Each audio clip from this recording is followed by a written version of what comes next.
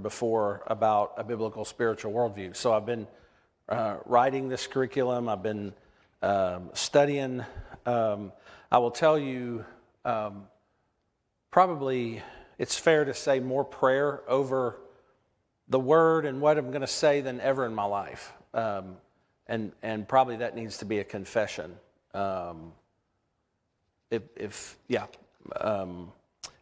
So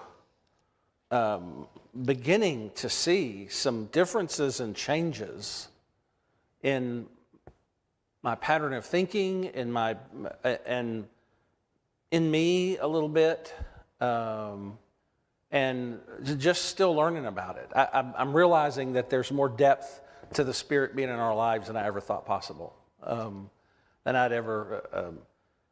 So I know there's a lot more that can be done, and there's some weeks that, man, I don't want to get up there and talk. I just want to learn myself, But so let's just treat this as I'm sharing some things I'm learning as I go. And as I feel like that the next time I teach this, it'll be more further along and know more and learn more. So anyway, a quote from C.S. Lewis, first of all, that has everything to do with the night. Then I want to give you, because one of the things that's happened is that I've asked the Spirit to help me to pay more attention to images and illustrations and ways that we can talk about this. That's what Paul's doing, and that's what the biblical writers are doing.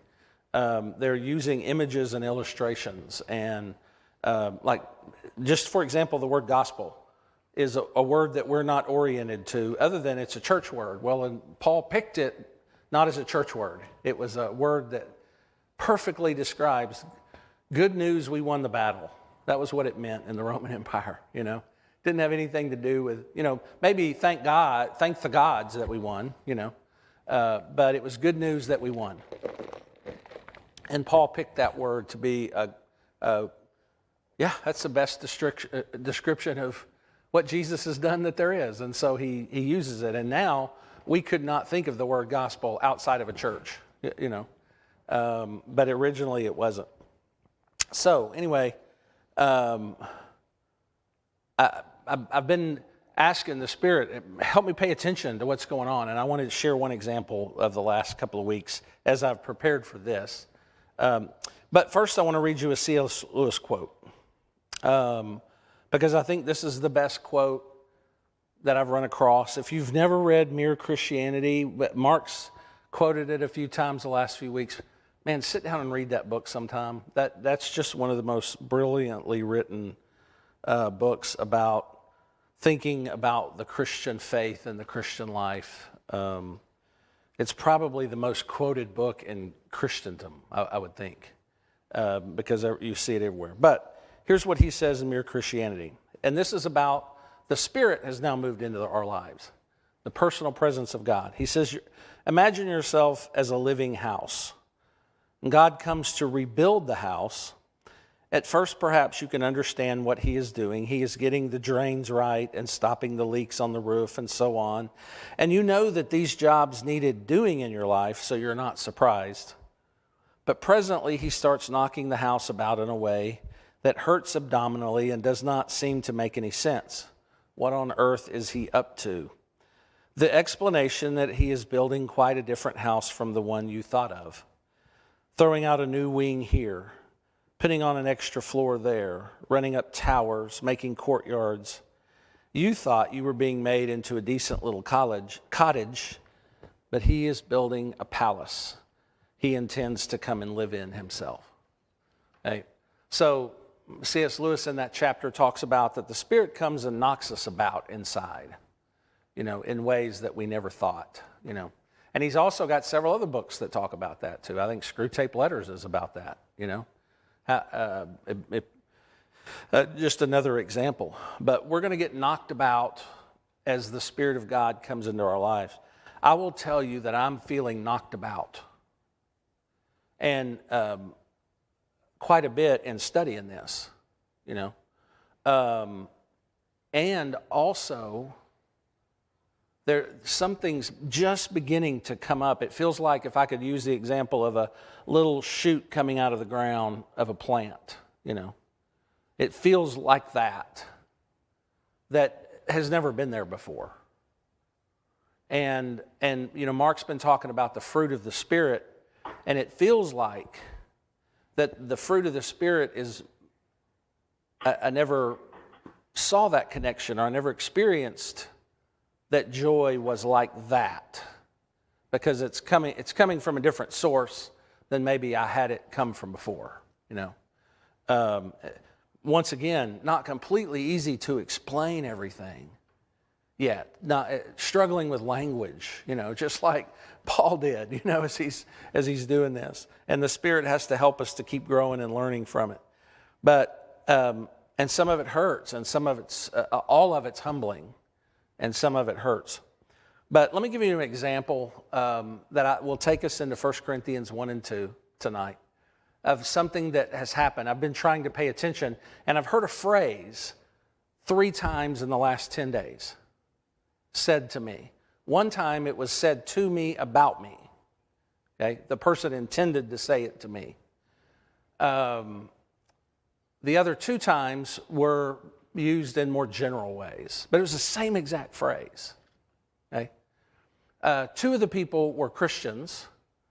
I call them Christians. They have visible evidence around them that they're Christians in their life and their choices and their actions. One of the persons is, I don't know if they're a Christian or not. I know they were baptized a long time ago, but there's no visible evidence that they are following Christ. None of the things, and I mean by that, none of the things we would think of, like they go to church or, anything like that. And so I'll leave the invisible things to God, But I'll just say, it's easy for us to just automatically say a non-Christian, and let's leave that to the Lord, and continue to love and continue to grow. So here's what over the last 11 days I've heard 3 times, and I'll start with the one that was said to me. Don't ever let people take advantage of you. Okay? Don't let people take advantage of you. I'm worried, in the context of the conversation, they were worried I was letting someone take advantage of me. Okay? But I want you to keep that phrase, take advantage of me. Okay? And then in another conversation, a person said, we have got to live our lives as best we can, not allowing people to take advantage of us. Okay? I'm not going to tell you which one said what, okay? All right. And then another time I heard a person say, one of the most important things that young people can ever learn is to never let people take advantage of them. Okay? So I heard that 3 times over. And it's very prevalent wisdom. I also begin to realize it's pretty widespread. And one of the ways that young people especially are taught, I did a little bit of research on it, and and it's one of the key things we've got to get rid of our anxiety. People are battling depression, and people are battling anxiety, and so what they're being told, once again, it sounds really good. Is you've got to have boundaries around yourself. You've got to build fences around yourself. And you open the gate and you let people in as needed if they deserve it. And that's what you got to do, and that's why you're anxious.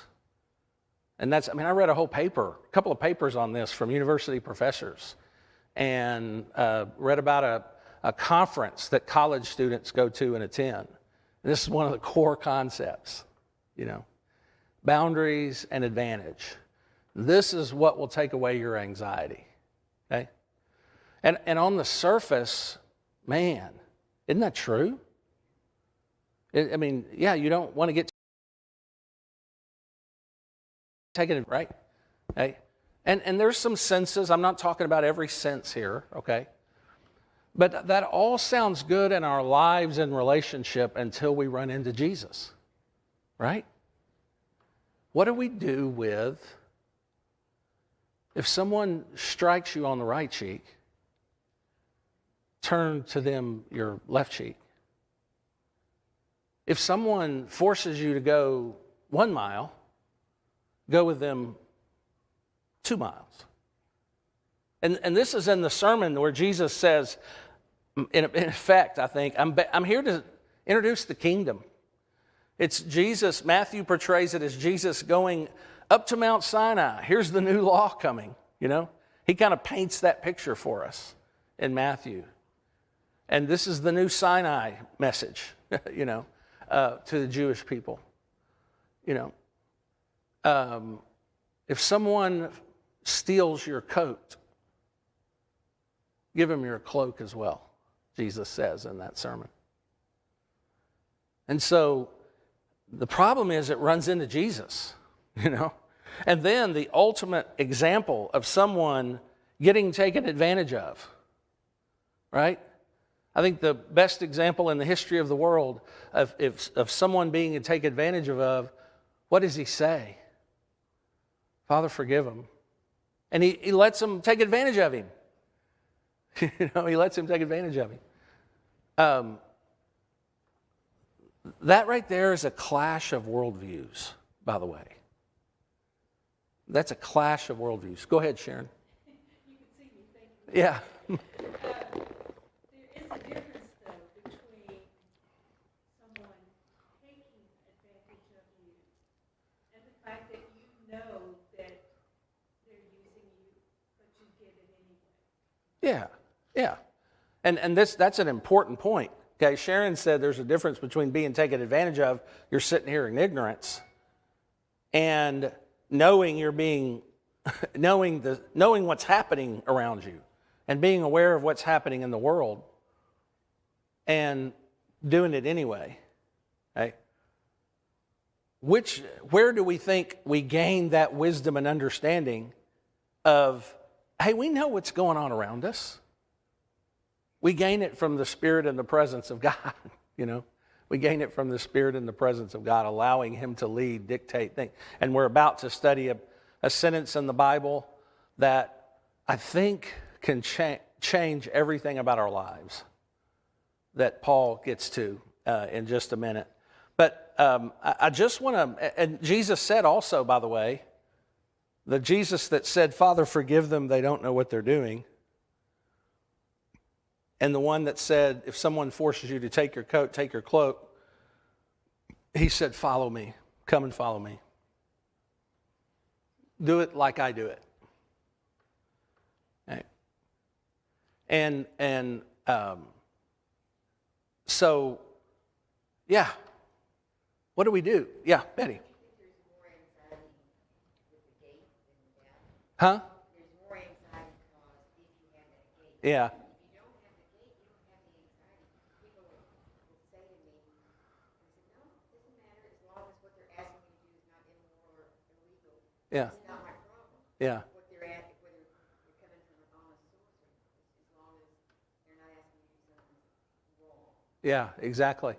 And once again, the thing Betty talked about, the fact that the gate brings more anxiety. I'll let you into my gate if you fit the bill and if you're okay and if you know, otherwise no trespassing allowed in me, in my life, in my relationship, because I don't want to be taken advantage of.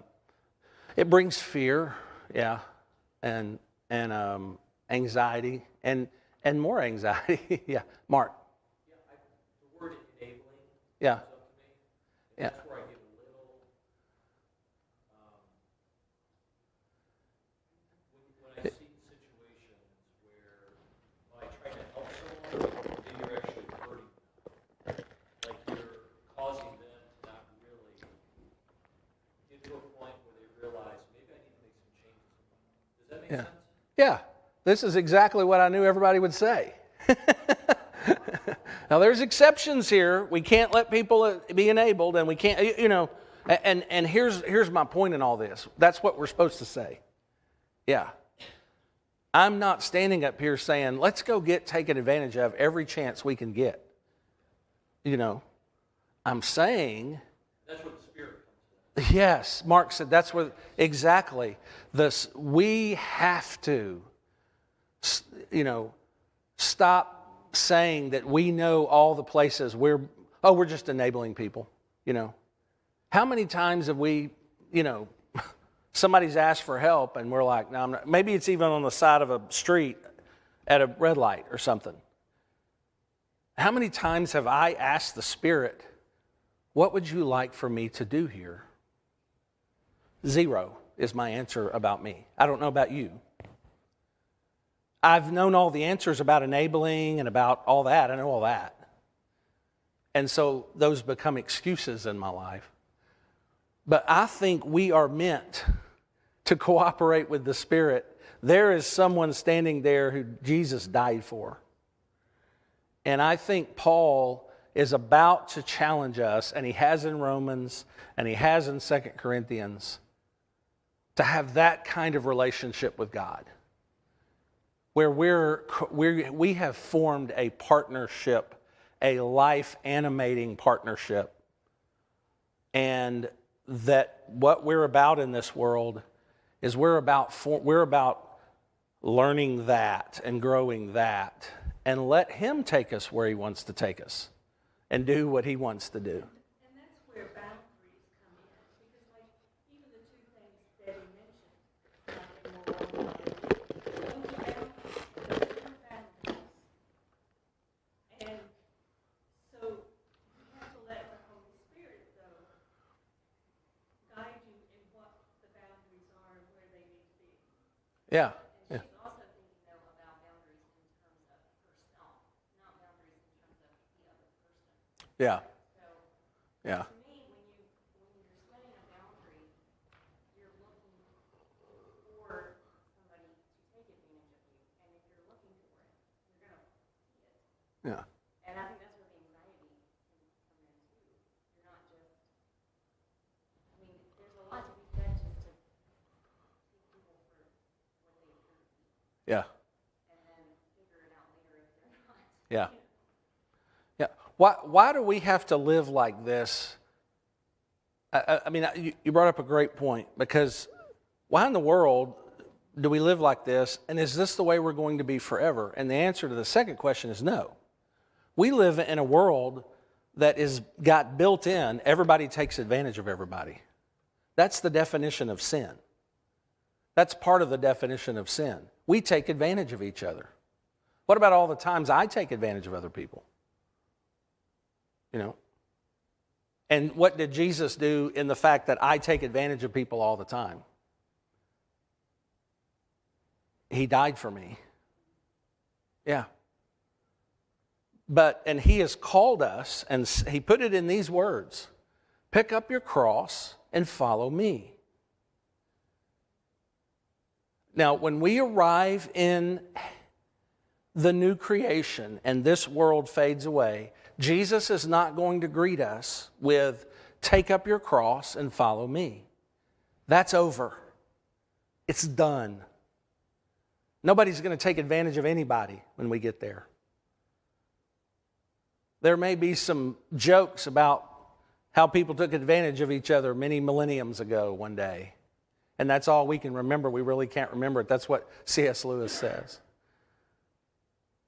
But he's called us to live in a world where people take advantage as sacrificial, pick up your cross and die people. Because that's what's going to transform the world. That's what's going to transform the world. Is somebody, you're taking advantage of me, so I'm taking advantage of you, so you're taking advantage of me more, so I'm taking advantage of you more. Jesus is calling us, someone to stand up and say, stop. Enough of the taking advantage of. I'm done with it. I'm finished. I'm only going to love you, no matter what it costs me. Okay? Man, that's heavy stuff. That's and it's meant to change the world. Jesus has left us as his body. And yes, there's going to be times when it's it's not easy, but it's wonderful. We meet their needs and we serve them this and we give them that, and oh, praise Jesus and praise God. And sometimes it's going to kill us. And I don't mean physically. It could. I mean, we've had martyrs across the centuries, haven't we? When they've run up against people and said, we're tired of you, you know. Thankfully, we in our culture don't see that near much. But I see that coming in the future. I really do. I heard somebody on the radio today joking about faith and how silly it was. You know, it's just basically, instead of being bad and being something you persecute people over, it's just been locked in the bottom basement in a trunk, inside of a trunk, and the keys have been thrown in the ocean. That's where you leave faith. And that's where you leave this idea of Jesus, you know. It's, you know, that's where we are in our culture. So, just think about that for a minute, okay? Because, you know, yeah, I've listened to 3 people say that. I've thought about, so what does that mean in my life? What do I do in this situation or these situations? What do I do? Am I being taken advantage of? Should I allow it to continue? Am I enabling somebody? But as Christ followers, we have to add into the conversation, should I continue to allow it? Is that the best thing? Is that the thing that could bring, as a minister of reconciliation, is that what I should continue to do at the Spirit? Let's talk about it. I mean, I think that's what we're supposed to be doing, okay?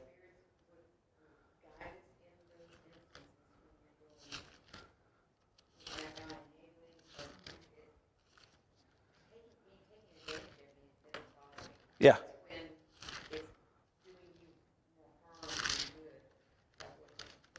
Yeah. The Spirit's coming as someone who loves that person more than anything. You know, the Spirit's coming as that person. I had a situation this past week. Somebody, quite honestly, just was very derogatory and said some nasty things, and wanted me to dismiss it and continue to help them. And, you know, it was like, well, if you expect me to say I'm sorry, forgive it.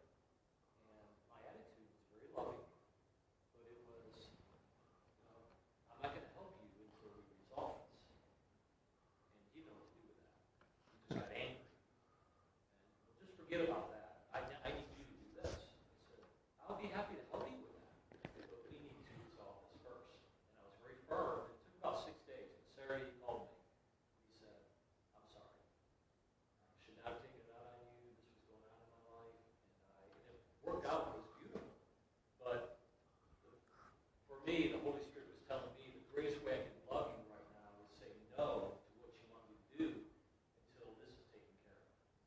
You know? Yeah. And it worked itself out. Yeah. But I think if I just would have dismissed it, well, it's just another time. Yeah. You know, I just got to put up with it.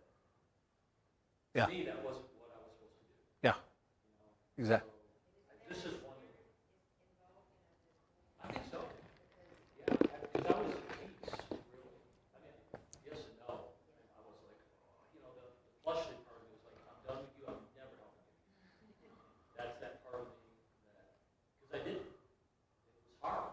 Yeah. But then there's the spirit part of it that was like, no, okay, there's a lesson here. This is a person that's in transformation like you are. You're in a different place. So I take into account all of the brokenness and the pain and the past that I don't have. You know, it was another step, I think. And I'm Yeah. sorry. I'm taking too Oh, that's okay. Mark, I'm not going to try to say everything Mark just said, but he had an example of it this week, those at Zoom, of persisting through. Easier to dismiss this or this person or this circumstance or those things. But yeah, that's a partnership with the Spirit we form as ministers of record. We learned that in the first passage, you know. We learned that the Spirit intercedes with us and groans with us. And we don't even know how to ask what to do here, and the Spirit takes it to the Father and to Jesus, and the Spirit communicates with us and those things. And I think one of the ways that the Spirit does that is through conversation in the body, you know. I think us having this conversation is a Spirit thing that gives us more ideas to think about and more ways to think about it, you know. There's a whole lot of wisdom in this world, I guess, one of my points, that sounds really good. But then when you go and you take it to Jesus, he doesn't seem to say that, you know.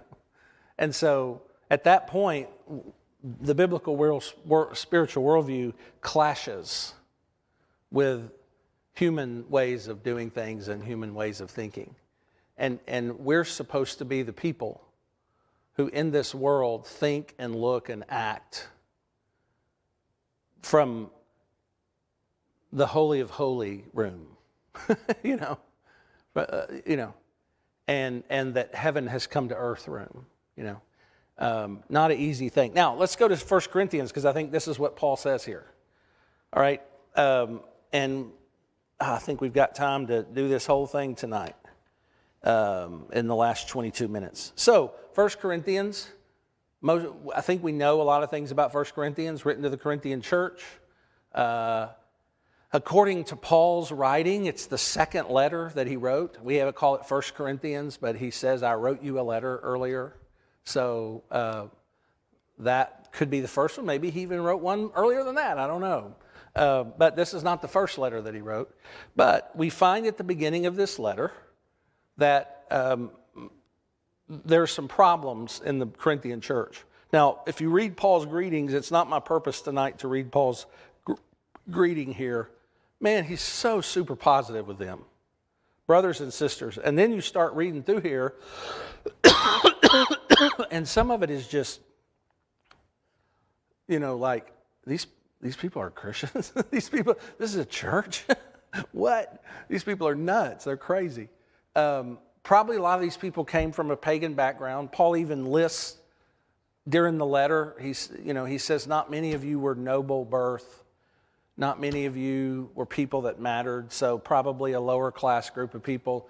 He said you were fornicators and you were, you were all these things that he lists before you came to Christ. You were all of these things, but now you've come into Christ. And we also know from the letter, and especially this first problem that we're going to talk about tonight, he gets into first, was reported to him by some people from the Corinthian church. When they saw him, they said, look, we just need to tell you what's going on, you know. And we learned in 2 Corinthians how much Paul loves this church. Whenever someone comes from the Corinthian church, he's like, tell me everything. I want to know what's going on. I love those people. That's my family, you know. And so he says, verse 11, chapter 1, for it has been reported to me by Chloe's people, some translations say household, that there are quarrels among you. So somebody has told Paul about this. A little bit later on in the letter, he says, now for the matters you wrote about. So evidently, Chloe's people brought Paul a letter and said, hey, the church has some questions.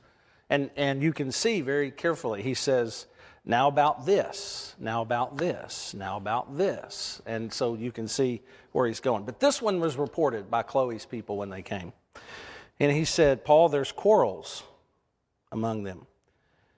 And Paul says, what do you mean, Chloe's people? I mean, there's a little bit of, and a whole lot of people kind of taking sides. I belong to Paul. I belong to Apollos. And we learn in Acts that Apollos came to Corinth while Paul was away and preached there. And it's, Luke says, preach the word boldly, And it's kind of a word of, he did it really well. He did it really, really well, And people came to Christ. So, I belong to Paul. I belong to Apollos. I belong to Cephas, Peter, And we don't have any information in the New Testament about Cephas being in Corinth. Maybe he was. Maybe just people lined up with Peter when they moved from Jerusalem or moved from somewhere else. And man, Peter's the guy. Peter's the guy that spoke in Acts 2. Peter's the, he's the starting pitcher, whatever.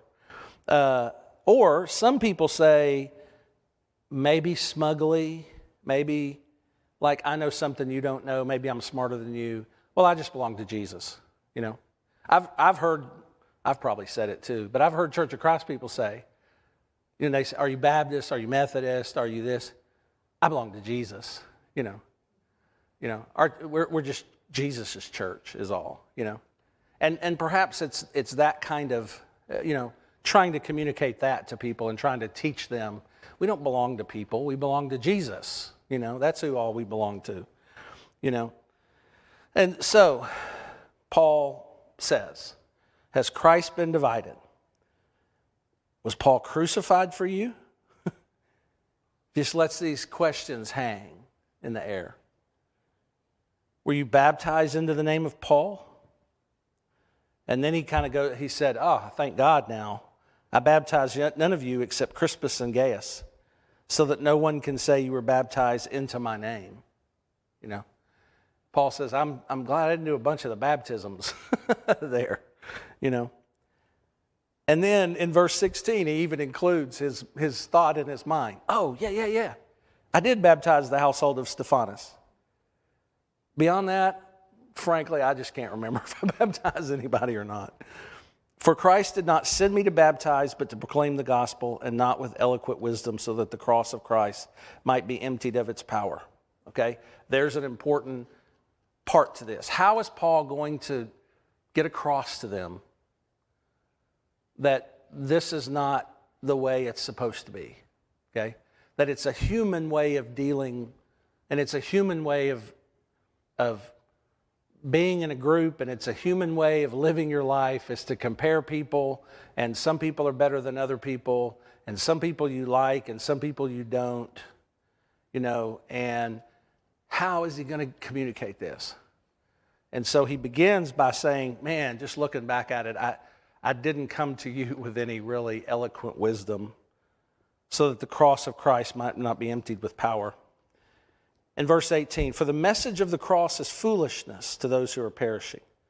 To those who are being saved, it is the power of God. For it is written, I will destroy the wisdom of the wise, and the discernment of the discerning I will thwart. It comes from Isaiah 29, verse 14, is where that, if you want to go back and read the whole context. And then off of that verse, wise. Where is the scribe? Where is the debater of this age? Come stand up here, you know. Let's look at the great philosophers and the great philosophies and the great thinking of the world. Has not God made foolish the wisdom of the world? Okay. Current wisdom being taught right now, don't ever let anybody take advantage of you. It'll take away your anxiety. Put fences around you. That's the best. That's the current best wisdom of the world, I can tell you. I'm finding it on college campuses, and I'm finding it in all those places. And papers are written about it, and people are talking about it. 10 ways to be successful once you get out of college. And it says it.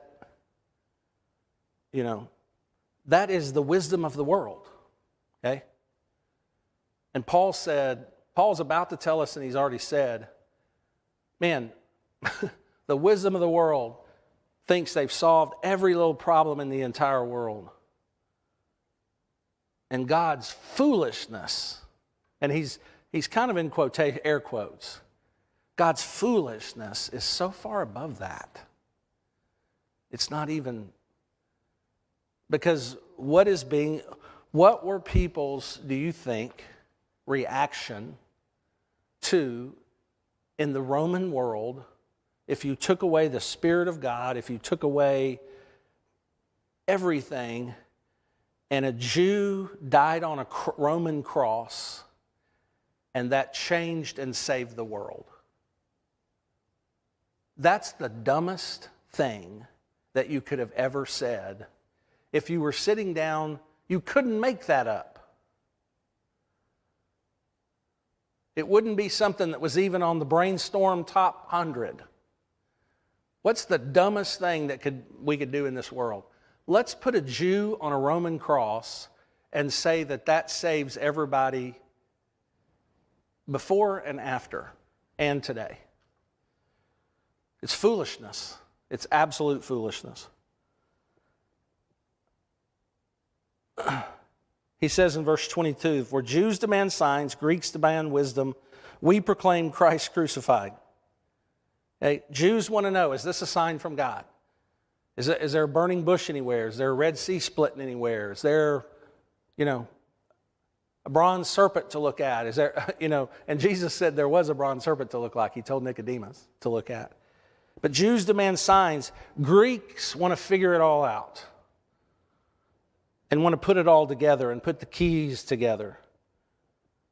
He said, and here we are, we proclaim Christ crucified, a stumbling block to Jews, foolishness to Gentiles.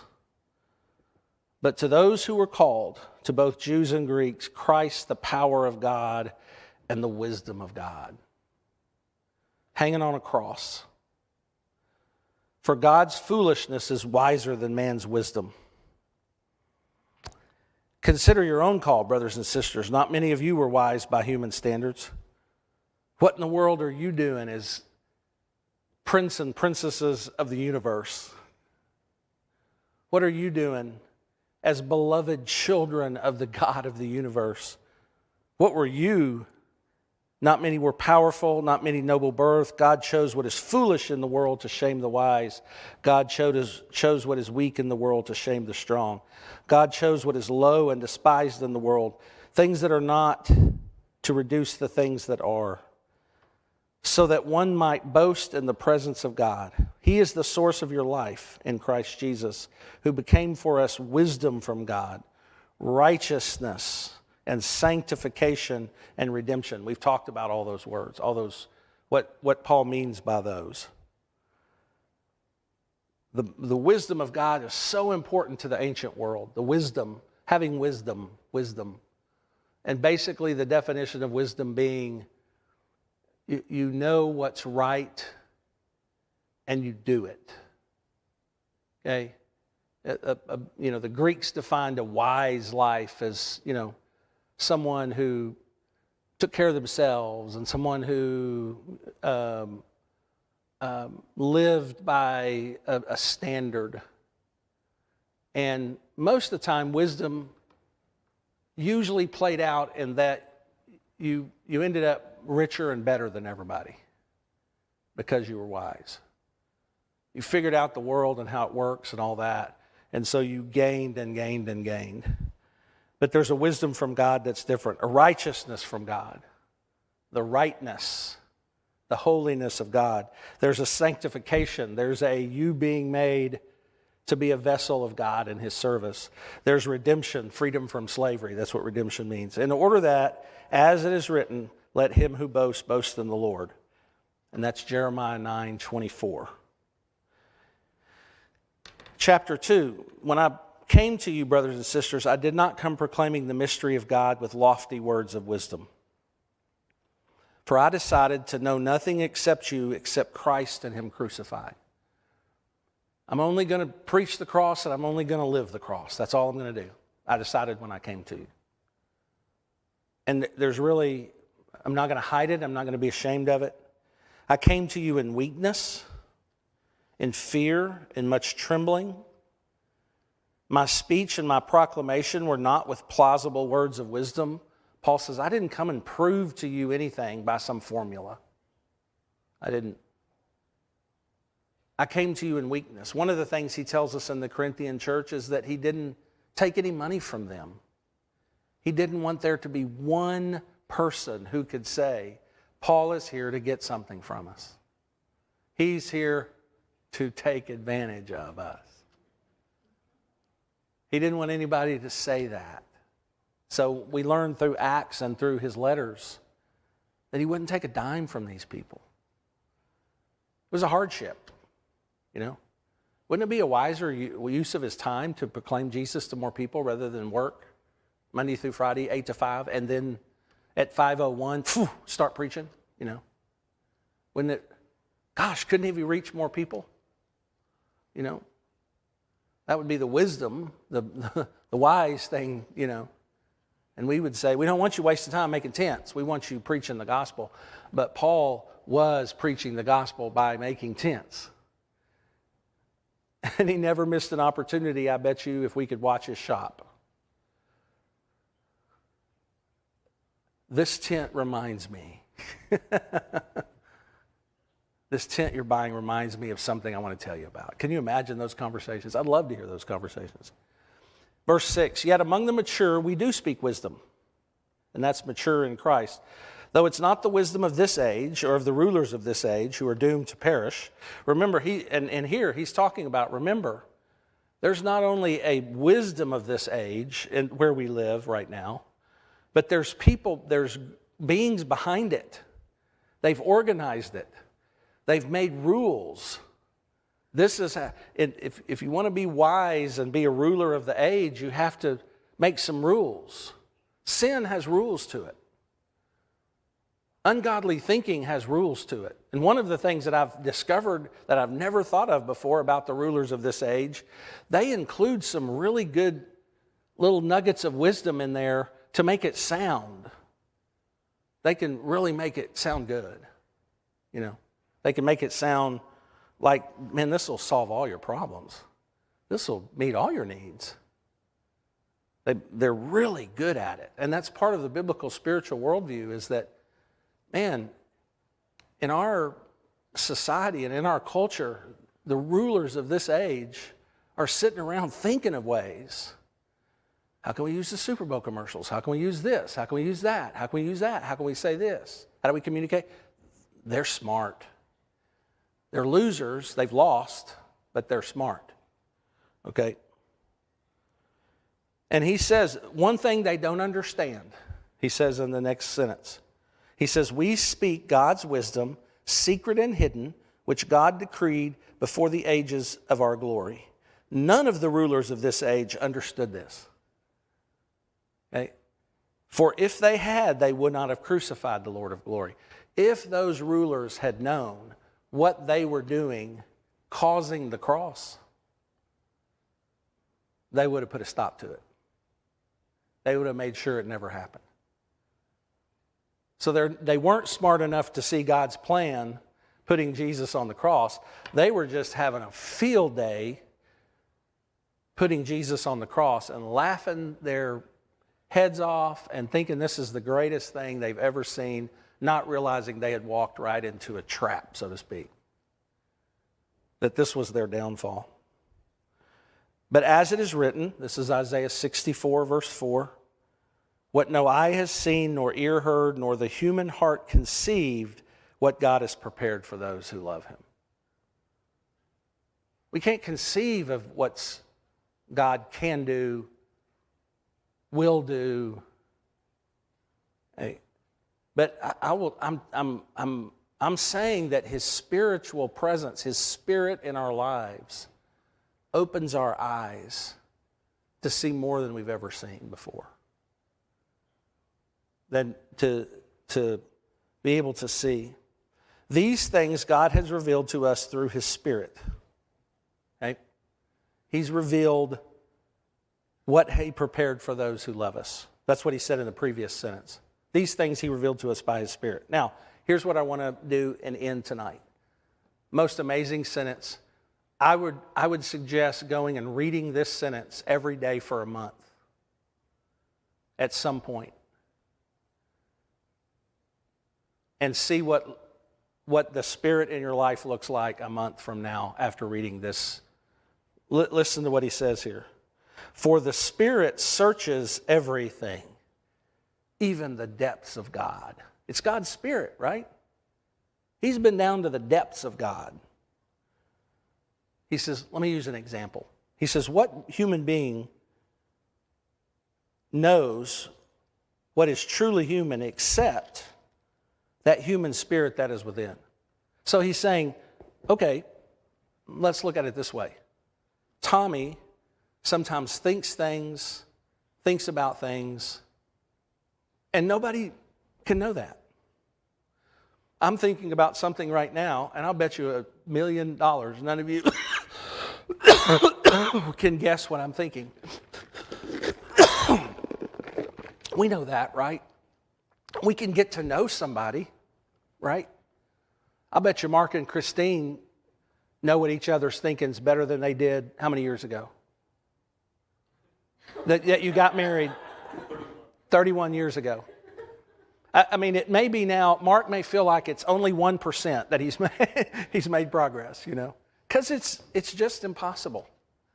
But we can't, we can get into a situation where we have to have some answers tonight. We really need Christine's input. Mark, what would Christine say here? And Mark might have a lot of confidence in that. He would have more confidence in me, right? So Paul says, no one knows what's in the thoughts of a person except that person, right? Same way, no one really knows no one comprehends what God is truly is and thinking except God, right? Same way. This is the sentence I want you to pray on, read every day, sit with the Spirit for a few minutes every day and say, teach me what this means. Here's what he says. We have received not the spirit of this world, but the Spirit that is from God.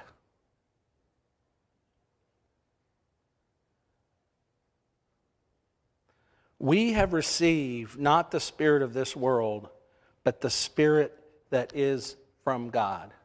He just said, we can know what God thinks. We can know what God thinks. Unlike I can never know what Sharon's thinking. I can never know what Betty's thinking. But we can know what God thinks because we've been given His presence, His Spirit that searches the depths of God. And he says, what do we do with that? So that we may understand the gifts bestowed on us by God. So that we may understand all that God has done. He doesn't say, so that we may go out and make money off of it. So that we can understand all that what God has done for us, the gifts that we have. And all through the Bible, what that means is that the more we understand what God has done for us, the more we're unleashed to be the people He created us to be. And right now, we're people who are taking down the rulers of this age. We're showing people what it looks like when God takes over the world. No matter if anybody calls it foolish or not, foolish or what. Because we're going to take to them and we're going to show them who have to take advantage of everybody because somebody took advantage of me. We're going to show them the cross of Christ.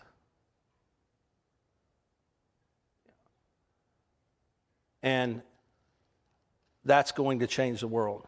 I mean, that's heavy stuff right there. That's big time stuff. I haven't yet decided where that needs to go in these list of passages.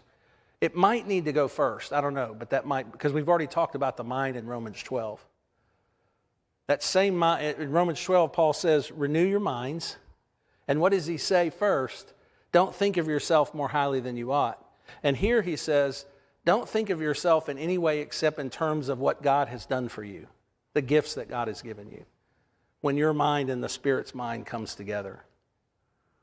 And then he tells us in Romans 12, now with that in mind, with that mindset, practice love all the time. When somebody slaps you, don't repay evil.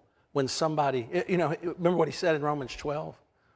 And I think he just doesn't go to that here, but he says you need to be reminded here that this all about Christ. Remember our context, it's not about Paul, it's not about Apollos, it's not about Cephas. Only God can give us this mindset. And it's not even our mindset. It's His mindset in us who have died to our mindset. Our brains died, and He brought our brains back to life with His brain. I know I didn't say that exactly right, but I just used the word brain. Amazing. Hallelujah. To God be the glory. We just simply cannot be people who say, I don't know, we got to grow into it because we have the mind of God in us. Looking to dismantle and still switch off some parts of our brain that still say, but over here, I like to think this way, There's still some of that going on. Any comments or questions? Yeah, over here's where I'm comfortable. That's the whole thing. Let me read the sentence one more time. Oh, man. If I can find it. We have received not the spirit of this world, but the Spirit is from God. And let me go back and read the sentence. No one knows the thoughts of a man except the person inside. No one knows the thoughts of God except God himself. We have been given the Spirit of God so that we may understand the gifts he has given us. We have the mind of God present in us. And if we have unleashed that power, this community, our homes, our families, our city will not be the same when the cross mindset gets loose. And yeah, some people are going to call it foolishness. Absolutely. Yeah. But we have the mind of Christ. That's going to take away anxiety and stress. Not, can I find my own boundaries and can I make sure, first of all, that no one takes advantage of me? Good luck with that. Because you're going to have to start excluding more and more and more and more people. Because they're all going to. That's sin.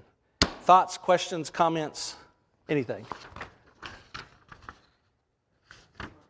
Smart remarks. Betty has a smart remark she'd like. No, she said she didn't have a smart remark.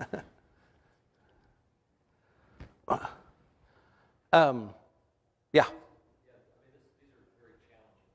Yeah, this is. I think we have to also be really patient with other people. But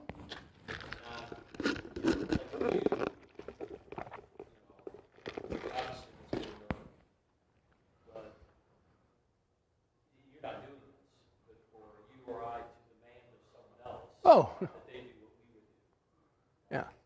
You need to let them take advantage of it. No, we can't presume that. No. What we can do is say, have you prayed about this? Are you letting God's Spirit guide you in the situation? Because we think about a verse in the Bible, if a man doesn't work, he doesn't eat. But then there's other places we're told, did you help people? Yeah. So there's that tension in Scripture. What do I do? Well, you got to pray through that. You got to figure out, is helping someone hurting them? I think that's probably what that passage means, is you got to know that situation. Is this someone that, like you, just continue to feed them? Are you telling them they don't have any responsibility? They can just, rely on others the rest of their life? There's comes a point, I think, where that says the best thing to do is say, get a job. You are capable, you're able, let me help you. Let's go out. And I think Paul, in that particular context, was talking about Christians who Christ is coming back, and so I don't have to do anything but sit here and wait. I don't have to do anything but sit here and wait. If you read the whole letter and all that. So yeah, there's context there, and you have to know the context. You can't shout sentences at people. And I think we have to read through a context. Now, in the context of 1 Corinthians, how is this solving? I belong to Paul. I belong to Apollos. I belong to Cephas. I belong to Christ. That's the question here. This is his argument, is you have the mind of Christ. And the mind of Christ not only excludes having the mind of Paul and Apollos and Cephas and all that, but it also means that you can understand the cross. That you can understand what's happening at the cross and what's going on at the cross and the implications of the cross for your life. And that Jesus said, follow me, So, and yeah, he's not finished. His argument goes on there. But that's the main point I wanted to get to, is that we have that Spirit in us. And I'm discovering, I'll make confession here. I'll go forward. I'll be the one to go forward tonight. I have lived very shallowly in the Spirit for a long time, not understanding completely what's at stake with the Spirit and what it means for the Spirit to be there. First grade, maybe they're starting something to be formed in really what Scripture says to us about the Spirit, and not what 2,000 years of human wisdom have piled on. Well, be careful about that, and you don't want, and we don't want to go too far that way, and we don't want to go too far that way, and we don't want to go too far that way. Well, the way that we don't do that is not by learning more, understanding more, doing that. Of course it is, but it's by the Spirit. It's the Spirit cooperating with our spirit and working in our spirit. And what would happen to us if that happened? Yeah. I think a lot of churches, most churches have ignored it. I don't believe that's been the case here. Yeah.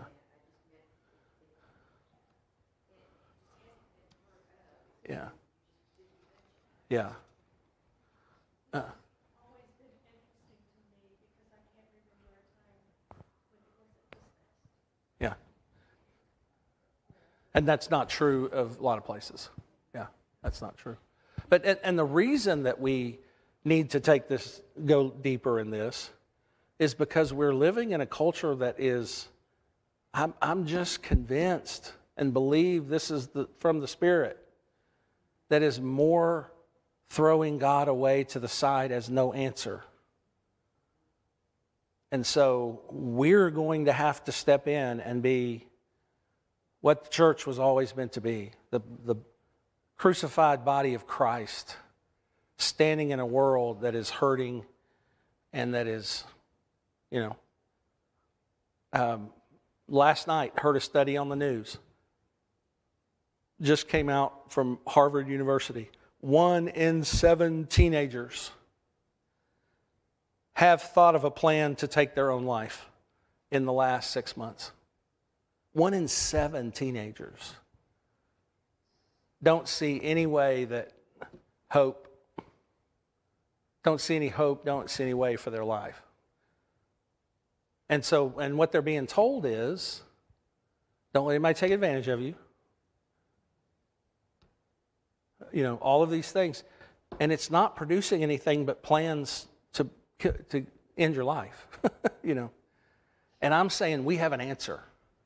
A never-increasing need in people's lives, because they know that there's more to this life. People know that there's more to this life than this life.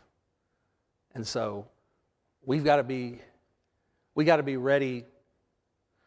College graduate, spiritual filled people. I believe. I just believe that. And we should be. And we're supposed to be.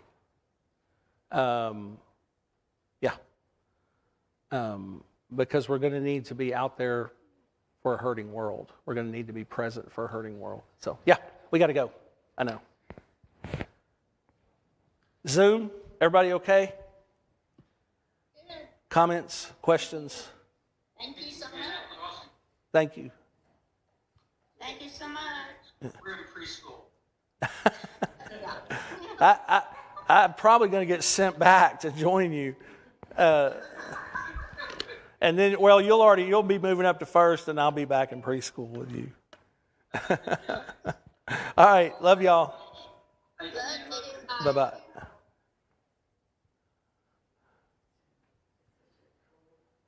One of the things I think about is, I feel like many times I understand, when we get into these deep spiritual things, I feel like there are things that I understand, but I find it difficult to find the words to express them.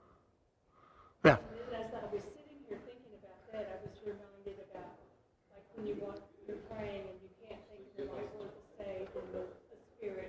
Yeah. will speak for you, and it's just almost like some things are just in a different, they're in a spiritual language, they're not Yeah. in the language we're used to speaking, and it's hard to find the right expression. It is. It is. And I think